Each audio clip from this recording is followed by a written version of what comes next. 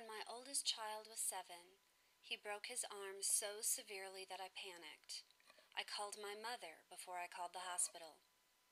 The ambulance came, rushed him to the emergency room, where he was then transported to a larger hospital so surgery could be performed. It was a traumatic ordeal for our family, but we got through it, and now he is fine. Wow, isn't that wonderful? Don't you want to get to know me better? Were you able to pick up on my panic and my son's pain? Were you just pulled into the story? Well, if you were, then I did something really wrong, because that was the opposite of what I meant to relay here. In fact, did you even notice how my hair and my face and my sweater just sort of blended into the background wall? Did you notice how soft the volume was? How you had to strain to hear me? That is not our goal. Okay, now, for the next portion, you're going to be hearing the same story, but I want you to watch and notice the differences. Try to consciously observe the methods I use in this particular instance. I had no intention of cooking that evening, so we agreed to take the children to McDonald's. My husband took one last load over to the storage unit, and I was left with the children to get ready. As I was in the bathroom, I heard a commotion in my son's room and screaming, screaming, screaming. So I went down the hall to find my son Nathaniel on his floor, kicking so hard he was spinning himself in a circle. Nathaniel, get up. If you want to join us at McDonald's, we need to get going. I can't, I'm hurt. I know you're not hurt because you are spinning with such speed that I'm guessing every part of you works fine. Get up. No, Mom, I can't. And he picked up his arm, pushed up his sleeve, and I saw that the lower part of his arm was broken and it looked like a little pup tent with a bone sticking through. So, of course, I did what any mother would do, and I panicked. Oh, baby, you're going to be fine. This is going to be fine. We're going to take care of this, and it will be good. My children know that if Mom abruptly goes from anger to love, that something is very wrong. So it was appropriate for him to respond, I'm going to die! No, honey, you are not going to die. We are going to take care of this because I'm going to call Grandma. And that's just what I did. I left the room because it wouldn't be helpful if Mom blacked out. So I left the room, got the phone, called my mother, who wanted to know what the hospital suggested. Wow, that was a great suggestion, so my next phone call was the hospital. Once I described the break to the nurse, she said we could not bring him to the hospital in our car and we needed to call an ambulance. So that was my next call. When I was finished calling the ambulance, my mother had already come.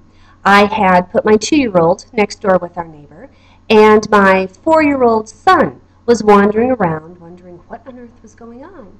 He saw the police come, he saw the ambulance come, and he just assumed his 2-year-old little sister was in trouble with the law. Went back up to check on Nathaniel. The men from the ambulance were preparing him to put him in the back and bring him to the hospital, and my mom shows up in the doorway, and she says, Elise, come here for a second. And I went and said, what?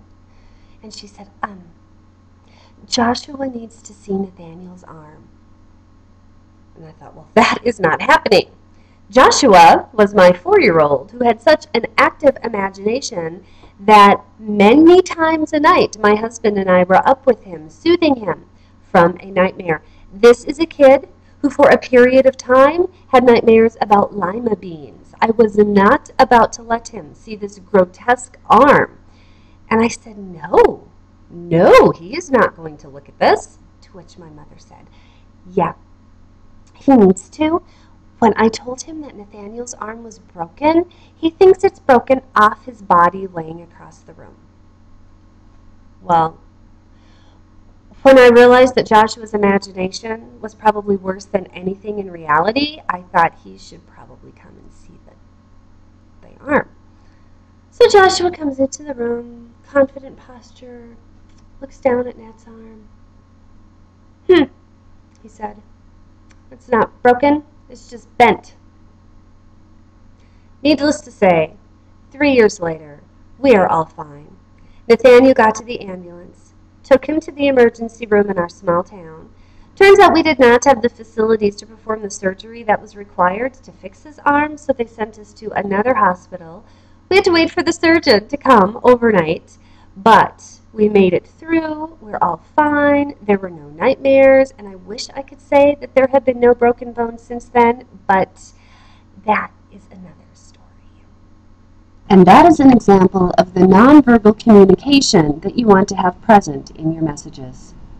Did you notice how different it was just glancing at this list again? How my volume went up and down. I used vocal expression. My appearance was more confident. I wore brighter colors. I had a background. My facial expressions told a lot of the story. I made eye contact with the screen, with the people in my audience, and I even had one specific spot that I designated where Nathaniel was, so every time I spoke about him and to him, I looked at that same place, and I had movement and I had gestures. Well, I've hit my 15-minute limit. Wow, those guys are a little scary. I wonder what nonverbal messages they're sending.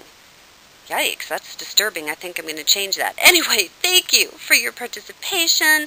Thank you for your attention. I hope this was a helpful reminder to all of us to remember that we speak so loudly even when there are not words coming out of our mouths. Have a good school year. Thank you very much.